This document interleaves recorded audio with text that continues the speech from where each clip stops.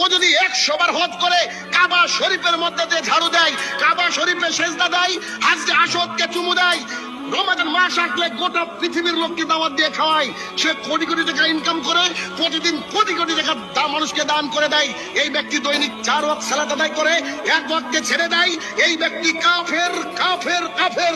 পৃথিবীর কোনো মুফতি মাওলানা থাকতে পারবে না, পৃথিবীর কোনো মুফতি মাওলানা টিকতে পারবে না। আমার এই কথার সামনে রাসূলুল্লাহ সাল্লাল্লাহু আলাইহি ওয়াসাল্লাম বলছেন, যে ব্যক্তি সালাত আদায় করে না সে ব্যক্তি কাফের। আমি বলছি না, আল্লাহ রাসূল বলছেন, মান তারাকা সালাতান মুতাম্মিদান ফাকাদ কাফারা।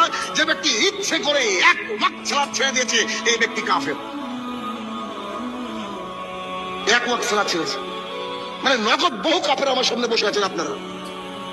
আপনার যদি লজ্জা লাগে, আপনার যদি 5 মানুষের হয়, আপনার যদি লজ্জা নামক আল্লাহ সেলটাকে যদি দিয়ে থাকেন, আজকের পর থেকে আপনি সালাত আদায় করবেন কিয়ামত পর্যন্ত, করতেই হবে যে কোনো মূল্যে।